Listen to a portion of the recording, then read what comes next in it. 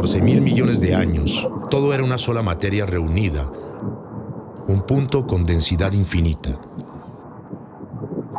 En un instante, una gran explosión cósmica conocida como el Big Bang generó la expansión de la materia y la energía, el surgimiento del universo, el principio del tiempo.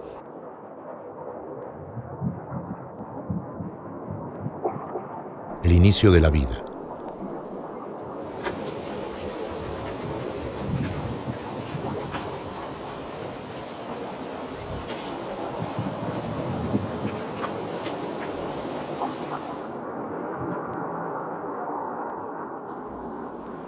Desde que el primer hombre pisó esta tierra, los territorios se han reconfigurado una y otra vez.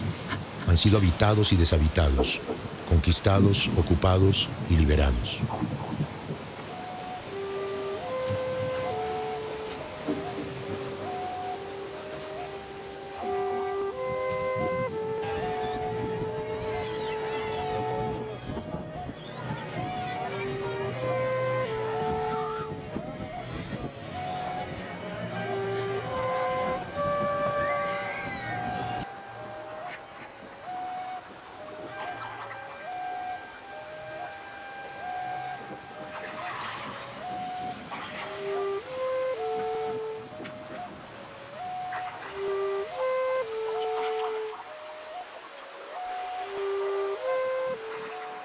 Hace más de 10.000 años, este territorio que hoy llamamos Colombia hacía parte de un continente tendido entre dos océanos y poblado por cientos de naciones indígenas.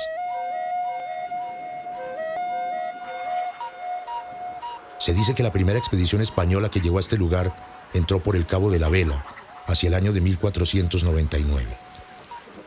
Para ese entonces, el territorio colombiano estaba habitado por más de 120 pueblos indígenas con sus diversas culturas. De ese encuentro entre los europeos y los nativos venimos la mayoría de los colombianos de hoy, mestizos, indígenas, afrodescendientes, hijos de aquí y de allá.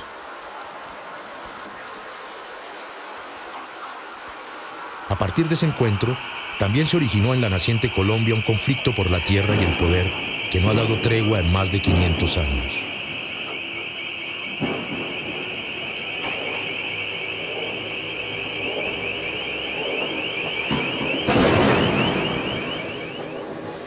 Colombia tiene actualmente 1.141.748 kilómetros cuadrados de superficie terrestre. Es el 26º país más grande del planeta y el cuarto más grande de América del Sur. En este territorio habitamos alrededor de 47 millones de personas, 23 millones de hombres y 24 millones de mujeres, alrededor de 1,5 millones de indígenas y 9,5 millones de afrodescendientes. Colombia es el único país del subcontinente austral que posee costas tanto en el Océano Pacífico como en el Mar Caribe y uno de los 7 países por los que cruza la cordillera de los Andes.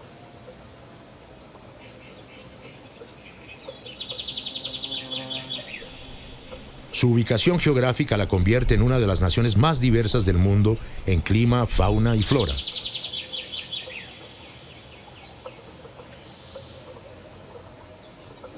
Esta diversidad se hace evidente en la pluralidad de microclimas que van desde las nieves perpetuas hasta las ardientes costas, en los múltiples paisajes surcados por montañas, llanuras o desiertos, en las clases de suelos y en la presencia de aproximadamente 314 ecosistemas y 53.000 especies de organismos. Colombia es la tercera nación del mundo con más especies animales vivas y la segunda con mayor biodiversidad.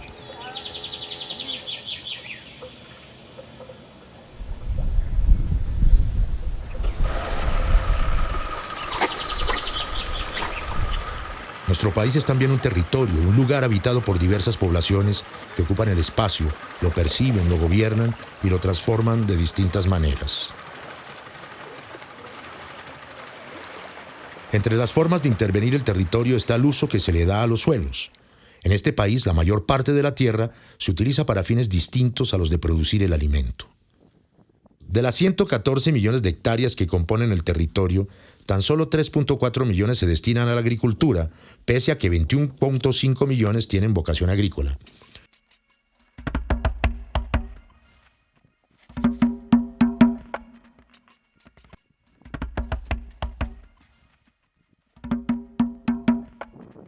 Por el contrario, para la ganadería, mayoritariamente extensiva, se utilizan 39 millones de hectáreas, aunque tan solo 20 millones son aptas para esta actividad. El conflicto no solo radica en que el ganado pastoree por grandes extensiones de prados, pastizales y rastrojos que deberían ser destinados a la producción de alimentos. Las zonas en donde hay ganadería extensiva coinciden con las que presentan mayor concentración de la propiedad. Colombia se encuentra entre los países con mayor desigualdad en la distribución de la tierra. El índice de Gini para el sector rural es de 0.87 en una escala de 0 a 1. Cuanto más se acerca a 1, más concentrada está la propiedad, es decir, que hay pocos propietarios con mucha tierra. De los 2.4 millones de propietarios de predios privados que hay en el campo, el 3.8% tiene el 41% de la tierra, y cada uno de estos propietarios dispone de más de 200 hectáreas. En contraste, el 39% de los propietarios tiene solamente el 3.7% de la tierra, y cada uno de estos propietarios es dueño de menos de 3 hectáreas.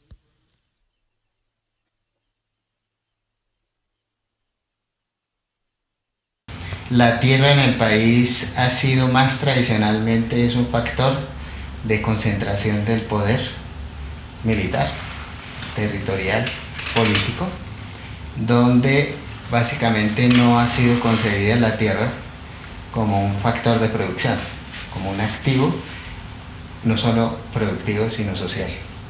De tal manera que eso explica que dentro del área cultivable de Colombia, solo 4,5 millones sean cultivados verdaderamente y que haya un exceso de ganadería extensiva. Eso en el mundo feudal pues era más o menos el patrón, pero estamos ya en el siglo XXI y Colombia tiene rasgos distintivos respecto a la tierra más o menos del siglo XIX. Los departamentos que presentan mayores índices de desigualdad en la distribución de la tierra son Meta, Sucre, Córdoba y Antioquia. En estas zonas predomina la ganadería extensiva y los predios abandonados por las víctimas del conflicto armado. Esta suma de factores refleja una evidente correlación entre los múltiples intereses que se mueven en aquellos lugares.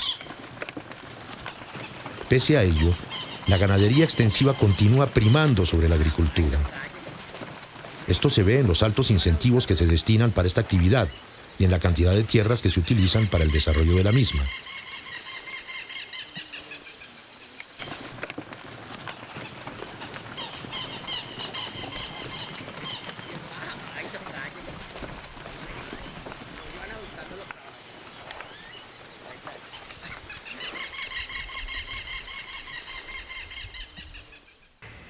La tierra, me parece a mí que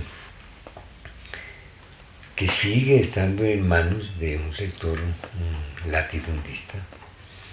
Las principales tierras, las tierras más importantes, las tierras más fértiles y además protegidas por el camonalismo, porque el latifundismo y camonalismo van de la mano. Y por tanto tienen una protección que en ciertos momentos ha sido también paramilitar la protección. Ese es el cuadro que yo me trazo en general de la situación actual de la tierra en Colombia. Por el contrario, en lo concerniente al sector agrícola, hay muy poca tierra dedicada a la producción de alimentos y muy poca inversión destinada a esta actividad. A pesar de que una hectárea agrícola genera 12.5 veces más valor que una hectárea ganadera. La agricultura tiene una participación minoritaria en los usos del suelo. De la tierra que se destina a estas actividades, el 90% corresponde a alimentos de consumo básico que son cultivados primordialmente por pequeños campesinos. Según el PNUD, el 32% de la población colombiana está constituida por campesinos y las 3/4 partes del país son predominantemente rurales.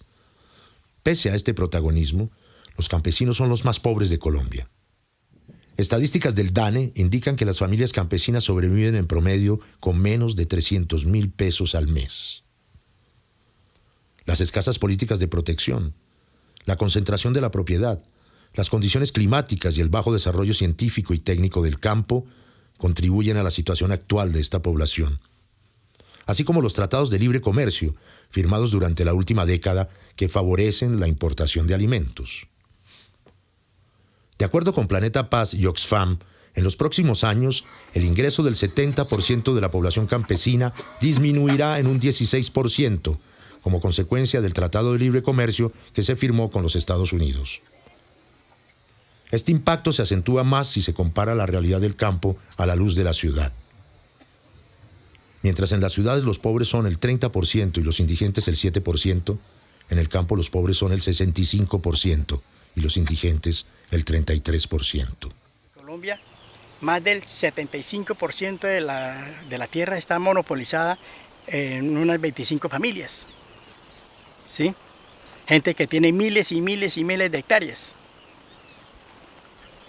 Sin embargo, hay miles y miles de campesinos que no tenemos una cuarta de tierra en donde cultivar, en donde sembrar una mata, en donde hacer un rancho. ¿Sí? Nosotros no queremos llegar a las vías de hechos, de invasiones, queremos llegar a las vías legales de acuerdo a las promesas del presidente que quiere volver al campo 4,5 millones de campesinos. Nosotros queremos acogernos a la voluntad política del Estado, ¿sí? Y estamos de acuerdo con que se haga una reforma agraria que beneficie al más pobre. El descontento de la población campesina ante décadas de abandono y olvido no ha sido poco. Según el CINEP, en los últimos 25 años se han registrado en el país 2.100 luchas sociales protagonizadas por campesinos. En estas luchas las demandas suelen ser las mismas: espacios para participar en la construcción de políticas agrarias, mayor atención y reconocimiento del Estado, acceso a la tierra, a la educación, a la salud, a los derechos fundamentales y, de forma reciente, la implementación de medidas estatales para contrarrestar el impacto negativo de los TLC en las economías campesinas. El hastío de la población campesina crece día a día y sus demandas son cada vez más fuertes. En lo transcurrido de 2013, diversos sectores rurales se han manifestado contra las políticas agrarias implementadas en las últimas décadas. Las ciudades, que históricamente han sido apáticas al movimiento campesino, en esta oportunidad se solidarizaron con él. El resultado de esto fue un país paralizado y una población campesina cada vez más empoderada. Nosotros queremos es de que las políticas de Estado sean más justas, que no solamente se dedique a defender al gran empresario, al gran inversionista, sino que también dentro de ese empresario y ese gran inversionista también hayan soluciones sociales para el más pobre. Los conflictos que afrontan los campesinos son solo el reflejo de un problema estructural que tiene múltiples aristas. En Colombia hay muy poca tierra sembrada, pero además una parte de esta se utiliza para cultivos que no producen alimento. Se calcula que el 2,5% de la tierra con vocación agrícola corresponde a sembrados para biocombustibles, como la caña de azúcar y la palma de aceite. El Ministerio de Minas y Energía proyecta que en los próximos 10 años este porcentaje aumente al 14%. Las semillas que en el futuro germinen en estas tierras no tendrán como principio saciar el hambre de las poblaciones, sino producir carburantes para automóviles, maquinarias y fábricas. Han secado caños que los han producido comida a nosotros desde la infancia. Yo llegué aquí de edad de 7 años a este pueblo. Y eso que lo conocemos nosotros como el caño de Solera, Siete Cueros, La Redonda, El Ubero, y todo eso lo han secado para sembrar palma. ¿Será que eso es vida? Me pregunto. ¿Ah? ¿Será que eso es vida? Secar los humedales. Los humedales hay que conservarlos. Este cambio en el uso de la tierra plantea grandes interrogantes sobre la seguridad alimentaria del país para las próximas décadas. La dependencia alimentaria ha ido incrementándose en Colombia desde hace más o menos 12 años. Cada día se importa un porcentaje mayor de alimentos de la canasta familiar. Entre el 2011 y el 2012, las toneladas de comidas traídas del exterior aumentaron en un 52,5%. una cifra bastante alta, considerando que en términos internacionales se dice que si un país llega al 15% en la dependencia de importación de alimentos, está en riesgo crítico en materia de seguridad alimentaria.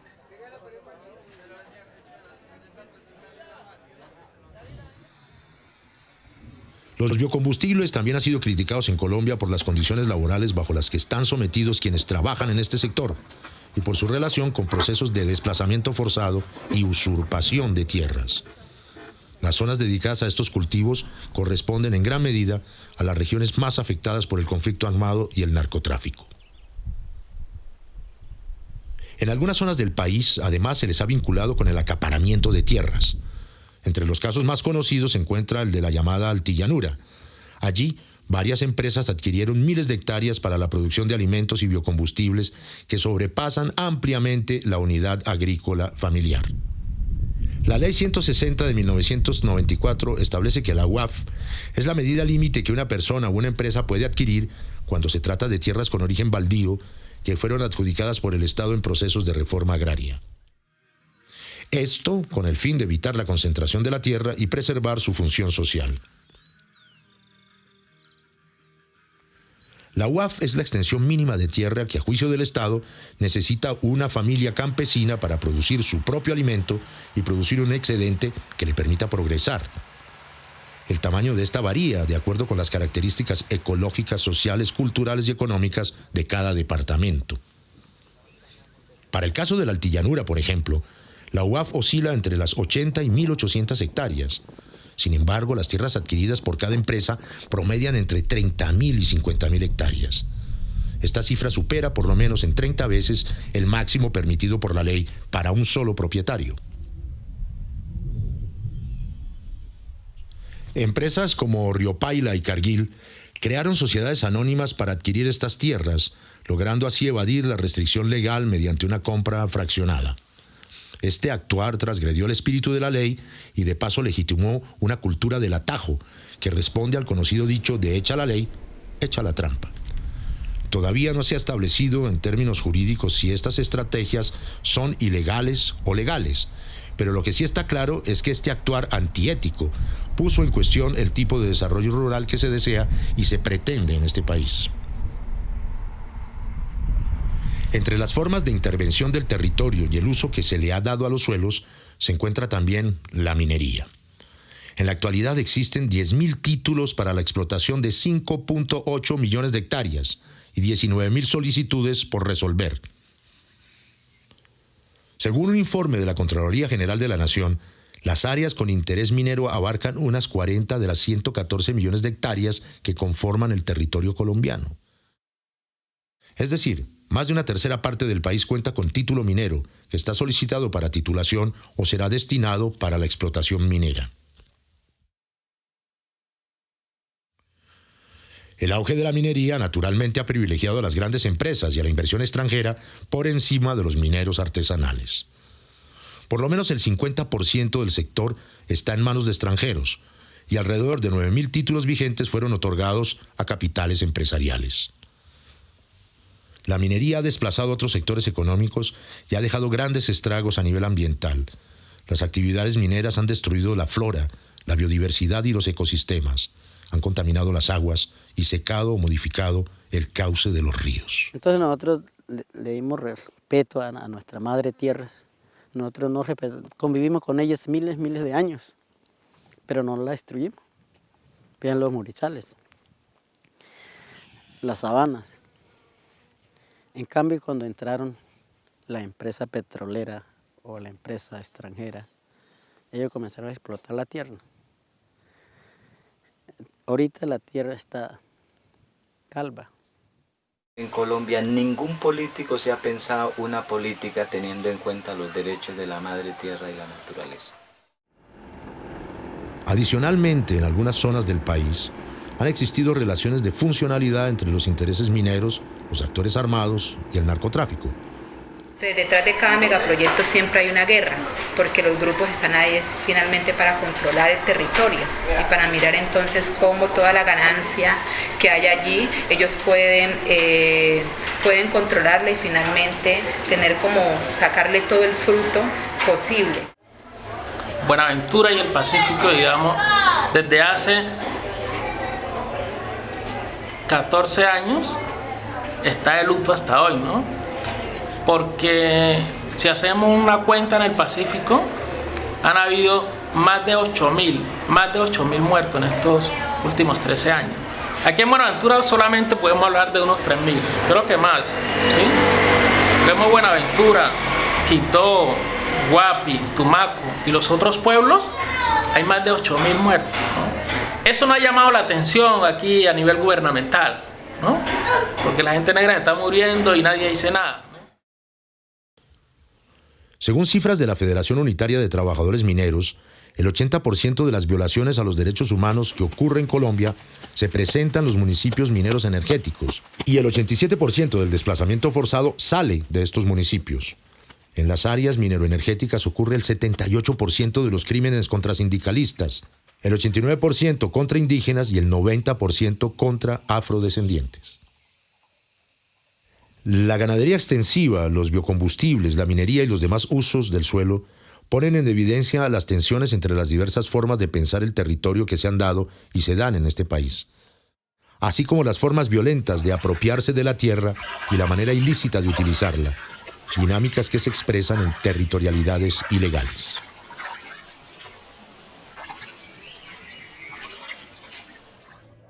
Una territorialidad ilegal se refiere al conjunto de instituciones, prácticas, costumbres y relaciones que se presentan en un territorio dado y escapan a las regulaciones de la sociedad, en este caso, aquellas regulaciones que el Estado ordena a través de las leyes. Una forma de territorialidad ilegal relevante en el país es aquella liderada por actores armados. Este tipo de territorialidad se caracteriza por la imposición de una economía ilegal, una altísima militarización y su consecuente represión. La presencia de un grupo armado en una zona determinada hace imposible que se pueda hablar allí de democracia, porque el poder se concentra de manera autoritaria. Estos regímenes se sostienen por la imposición de una economía ilegal, generalmente basada en la extorsión, el tráfico de drogas y la usurpación de tierras. La ocupación del territorio por los grupos armados involucra una forma de gobierno constituida a la fuerza, represiva, autoritaria y violatoria de los derechos humanos, y constituye el establecimiento de lo que podríamos denominar como una dictadura local. Estas dictaduras han funcionado a lo largo de la historia de violencia en Colombia. Según el Centro de Memoria Histórica, entre 1958 y 2012, el conflicto armado ocasionó la muerte por lo menos de 220.000 personas. Una cifra que, aunque parece de dimensiones dramáticas, no refleja la totalidad de los hechos ocurridos en este país, pues la dinámica de la guerra se ha dado en el anonimato, la invisibilización y la imposibilidad de reconocer a las víctimas. Entre los actores ilegales, los grupos paramilitares reorganizados hoy como BACRIM han recurrido especialmente a la violencia contra la integridad física, el homicidio selectivo, las masacres y el despojo a los pequeños propietarios del campo. Actos cometidos durante mucho tiempo con la complicidad, por acción u omisión, de la fuerza pública.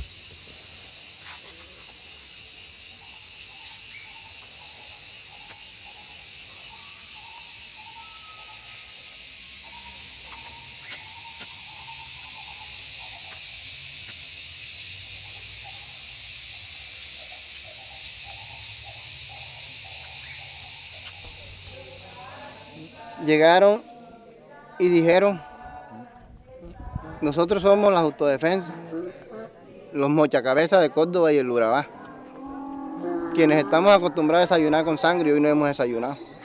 Ese fue el saludo que nos dieron. Luego que nos dijeron eso, comenzaron a hablar y dijeron de que nosotros los campesinos aquí de la región éramos gente trabajadora y ellos eso no lo reconocían. De que éramos gente trabajadora, gente que no teníamos problemas, pero que el único problema de nosotros era estar metidos en esta tierra porque esta tierra la necesitaban ellos para combatir la guerrilla, para combatir los problemas que habían aquí y que aquí no podía quedarse nadie por orden del patrón, que necesitaban la tierra y que nos daban 15 días de plazo, que en 15 días las personas que encontraran por aquí no respondían por su vida. Hasta ahí fue la historia de la estadía de nosotros aquí antes del desplazamiento. Los grupos paramilitares han tenido como objetivo controlar política y económicamente grandes extensiones del territorio en ocasiones asociadas a sectores económicos dominantes y en otras a sectores económicos emergentes como el narcotráfico. Su modo de operación ha sido el de someter y despojar a la población a través del horror, por lo que se han valido de asesinatos selectivos, masacres, desapariciones forzadas, torturas, destierros, crímenes de violencia sexual y asesinatos de personajes públicos. Todos ellos delitos cargados de sevicia, crueldad y deseo manifiesto de producir terror.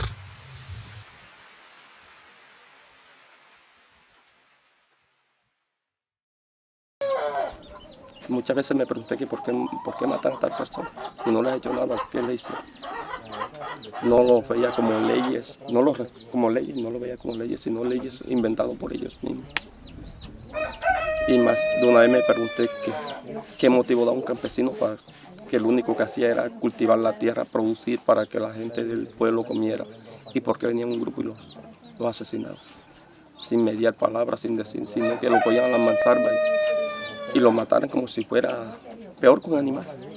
No que lo mataban y lo dejaban por ahí, tirado porque sí. Eso fue la forma de ver los grupos armados. Jamás me cupieron en mi corazón. Ellos, la forma de sacar a uno por acá era pegándole un balazo en la cabeza y listo. Pero a que la guerrilla sí que la perseguían como uno. La guerra más se la formaron al campesinado. Acá en esta zona se la formaron más al campesinado que a la guerrilla. Porque la guerrilla acá, por lo que nosotros vemos y entendemos, no fue que hubo tantos muertos guerrilleros como hubo el campesino. Que la guerra fue contra el campesino y no contra la guerrilla.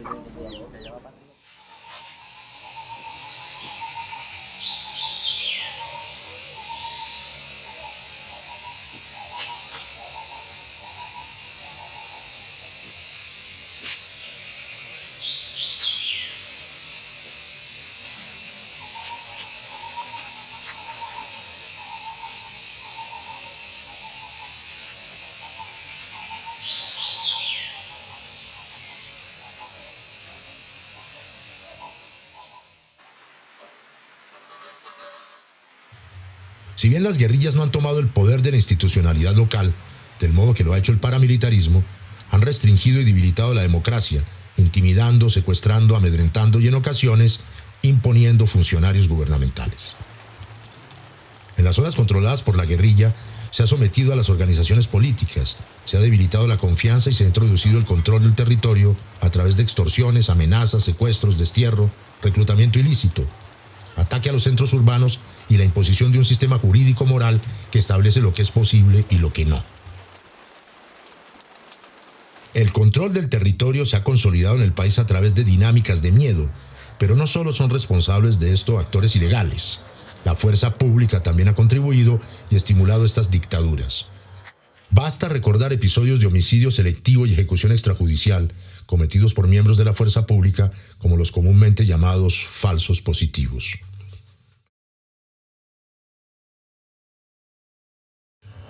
De acuerdo con el Centro de Memoria Histórica, existen 1.982 masacres documentadas entre 1980 y 2012. De estas, los paramilitares perpetraron el 58.9%, las guerrillas el 17.3% y la fuerza pública el 7.9%. Sobre el 14.8% no hay claridad en torno a la identidad del grupo, y el 1.1% corresponde a acciones conjuntas entre miembros de la fuerza pública y paramilitares o ejércitos de otros países. Los grupos armados intervienen en el tráfico de drogas como intermediarios, ocupan del tránsito de los cargamentos y de la comercialización. En la actualidad, las bandas criminales mantienen disputas por el control de corredores de narcotráfico en Antioquia, Chocó, Nariño, Cauca y Catatumbo. Además, se encuentran aliadas con intereses y poderes locales que se han lucrado con las tierras de la población desplazada. De todas las contrariedades que se derivan del conflicto armado y el narcotráfico, el desplazamiento forzado es quizá el problema social más grave. El destierro es el argumento que más cuestiona la existencia de una democracia, de un Estado de Derecho y de la libertad en Colombia. De acuerdo con la Comisión de Seguimiento a la Política Pública de Desplazamiento, por lo menos 6.65 millones de hectáreas fueron abandonadas o usurpadas entre 1980 y julio de 2010, y cerca de 5 millones de personas se han visto obligadas a abandonar las tierras que eran su vivienda y fuente de sustento como consecuencia de la violencia. El desplazamiento forzado es una de las expresiones más visibles de la lucha por el poder y por la tenencia de la tierra en la nación colombiana. El destierro es la pérdida de la historia, de la memoria, de la vida en comunidad, de la confianza. Es la renuncia obligada a la identidad y en muchos casos al sentido mismo de la vida. Los departamentos más afectados por este problema son Meta, Córdoba, Antioquia y Sucre. En estas zonas se ha dado presencia de guerrillas y paramilitares, así como intereses estratégicos de diversos sectores económicos. En Córdoba, Atlántico, Magdalena y Bolívar, por ejemplo, existen intereses ganaderos vinculados a buena parte de los casos de desplazamiento forzado. De igual manera en Cesar, en el sur de Bolívar, Catatumbo, Santander, norte del Valle, sur del Meta, Casanare, norte del Chocó y Tumaco. Allí los intereses vinculados a este fenómeno corresponden en un buen porcentaje al sector de los biocombustibles.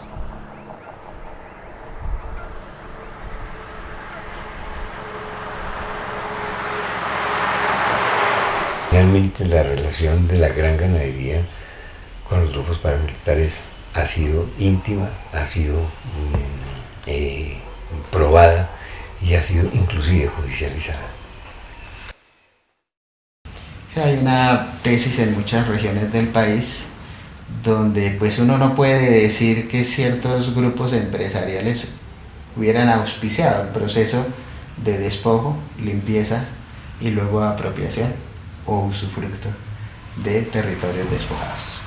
No puede uno decir todavía, los jueces son los que van a decir, que hubo proyectos adrede, pero claro, por lo menos, lo que sí uno puede decir es que hay un aprovechamiento de las situaciones de violencia por muchos grupos legales para su propio beneficio de una manera ex post, después de haber ocurrido el proceso. Ahora, también entonces hay zonas de despojo donde están hoy grandes cultivos de teca, de palma, de agrocombustibles, están ahí y son empresas supuestamente legales en muchos casos. Otras son abiertamente ilegales.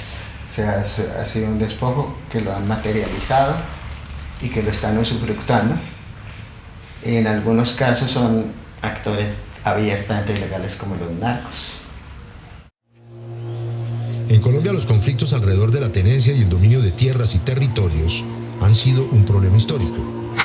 Diferentes gobiernos, en diferentes épocas, han intentado reformas agrarias, negociaciones de paz y estrategias militares con el propósito de reconfigurar la distribución de la tierra y terminar con el conflicto. Pero hasta ahora nada ha resuelto el problema de raíz.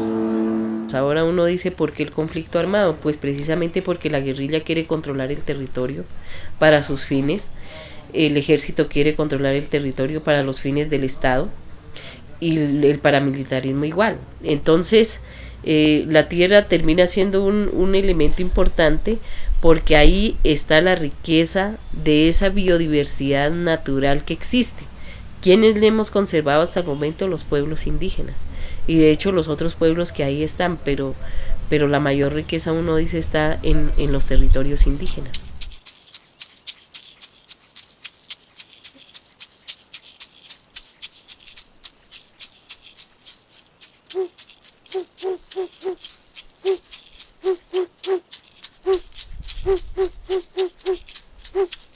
Este conflicto comienza desde la colonización española, desde la encomienda. En la Colombia republicana, los antiguos resguardos y muchos de los bienes vinculados a la Iglesia Católica pasaron a ser propiedad de la nación y a ser subastados públicamente con el fin de pagar las deudas de la Guerra de la Independencia. La adquisición de muchos de estos bienes condujo a que en el siglo XIX se consolidaran dominios regionales, pero la redistribución de la propiedad sobre la tierra y del poder se realizó de forma desordenada, y aunque las mejores tierras estaban ocupadas, en muchos casos los ocupantes carecían de títulos de propiedad. La tierra es un factor de acumulación de poder político y militar. Sí, en Colombia ha sido así, más que un factor de producción. Y eso entonces uno lo analizaría como por qué el Estado colombiano en esos siglos favoreció la reproducción de que los grupos poderosos fueran los grandes propietarios y poderosos en el territorio nacional. Uno lo podría entender como que los grupos y las élites poderosas colombianas han cooptado el Estado tradicionalmente en favor de sus intereses, al punto que en el siglo XIX, múltiples guerras, y en el siglo XX en su inicio, los grandes señores establecían sus ejércitos particulares, usurpando la facultad del Estado del monopolio de las armas para defender los territorios.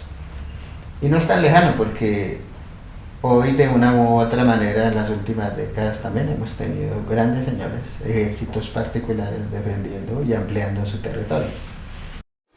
Ya en el siglo XX se presentaron numerosos conflictos porque los grandes terratenientes se apropiaron de las tierras trabajadas por colonos y convirtieron a los últimos en arrendatarios y asalariados.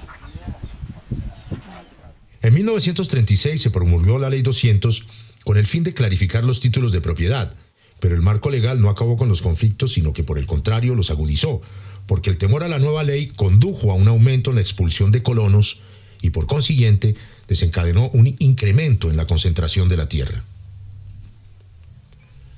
La vulneración de los derechos de propiedad del campesinado fue mucho más aguda a mediados del siglo XX, durante el periodo conocido como la violencia, en el que la lucha bipartidista de liberales contra conservadores generó escandalosos procesos de desplazamiento y despojo de tierras que llevaron a la elaboración de un acuerdo para la reforma agraria. Este nuevo intento institucional por redistribuir la tierra fracasó debido a los intereses de los grandes propietarios. Lo mismo sucedió en la siguiente década y esto generó el descontento generalizado y favoreció la formación de las guerrillas.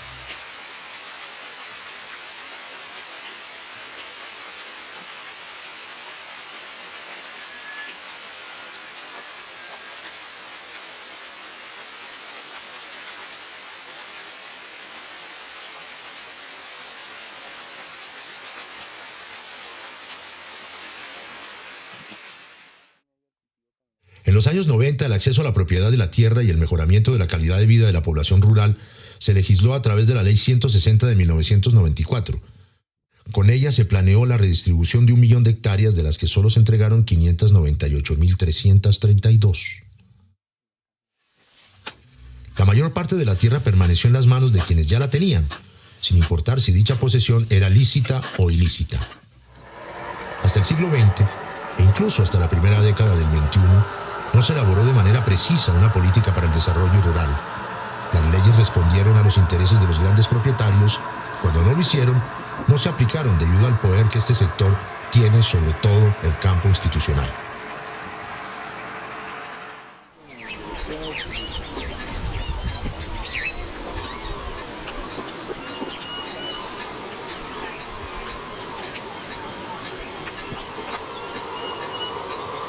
En el año 2010 la tendencia pareció encontrar un punto de inflexión.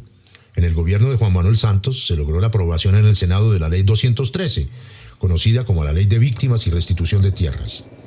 Esta ley le apuntó al reconocimiento y reparación de las víctimas del conflicto armado y a la restitución de las tierras que fueron usurpadas o que debieron ser abandonadas por la violencia. Según cifras oficiales, hasta la fecha, más de 400 familias han recuperado sus derechos sobre predios que suman más de 12.000 hectáreas, y actualmente alrededor de 1.700 demandas esperan por la decisión de los jueces especializados en restitución de tierras. La aplicación de esta ley ha logrado algunos avances en recuperación de tierras, pero también ha mostrado que en el país gran parte de la tierra continúa en manos de sectores económicos, políticos y armados que no están dispuestos a soltarla. La débil institucionalidad en muchos casos continúa respondiendo a estos intereses y en otros es incapaz de asumir procesos transformadores sobre la estructura actual de la tenencia de la tierra. Son varios los procesos de recuperación de tierras que no se han materializado o que actualmente se encuentran en retroceso por la presión de los intereses involucrados.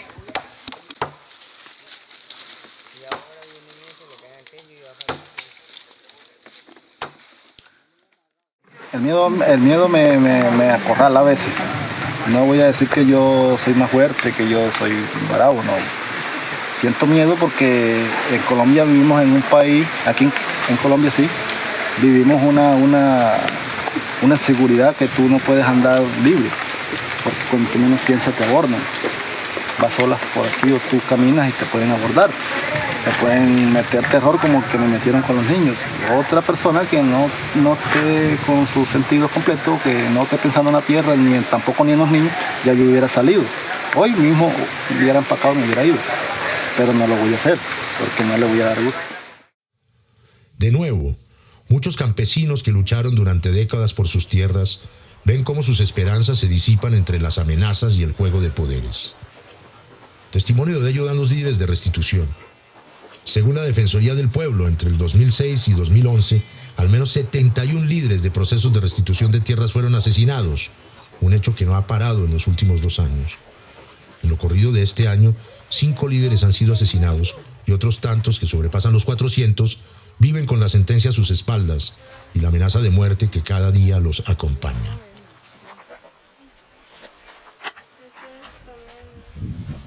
Estos intereses que se mueven entre lo legal y lo ilegal han propiciado que los problemas de la ruralidad se hayan extendido a lo largo del tiempo.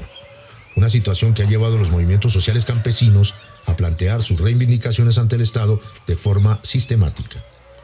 Aunque muchos gobiernos han arrastrado con el olvido del campo, la situación no da más espera y las distintas movilizaciones y paros dan cuenta de ello. La permanencia para nosotros sobrevivir es la agricultura. Y sin eso no podemos vivir. Es que ni el que está en la ciudad puede vivir sin la agricultura. ¿Por qué? Porque el que está en la ciudad come porque el agricultor lleva por el que siembra. Si no, ¿cómo podía comer las cosas? La fruta y eso. Eso en la ciudad no da. El plátano no da en la ciudad. El arroz no lo cultivan en la ciudad. ¿Qué vamos a hacer nosotros para allá, para la ciudad? Tenemos que estar aquí porque aquí es donde nosotros lo sabemos defender, en los pueblos, como campesinos. Así es que nosotros sobrevivimos y le damos vida al de afuera. Sí, porque nosotros, el de la ciudad no cultiva. El de la ciudad está empleado trabajando, pero en otras cosas, el abogado, el que está empleado en el banco, el que está empleado en todas las oficinas, el conductor, el que está manejando. Pero nosotros campesinos, ¿qué? ¿Qué los vamos a ir a sembrar a la ciudad? Tenemos que estar en el campo, porque allá es donde nos da vida a nosotros y le damos vida a otros. La resistencia es algo de que tenemos que hacerlo, porque si no lo hacemos, no vamos a obtener el futuro. El futuro de nosotros y de mis hijos es la tierra. Y si no tengo la tierra, no hay nada. Y si no hago la resistencia, tampoco hay nada.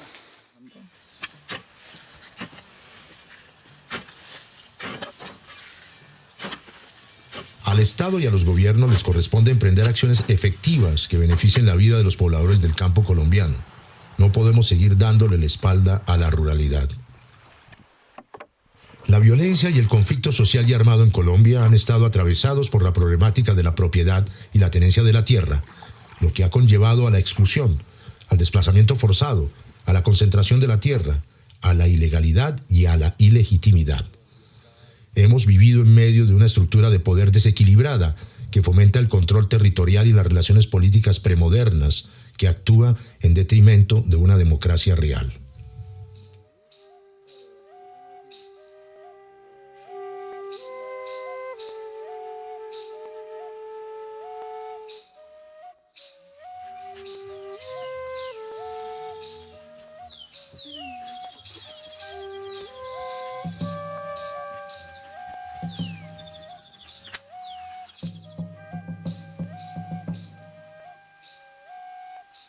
Es momento de comenzar un nuevo tiempo. Tendremos que decidir si queremos sembrar un futuro en el campo o sacar la última cosecha en tierras infértiles, en cementerios, en ruinas.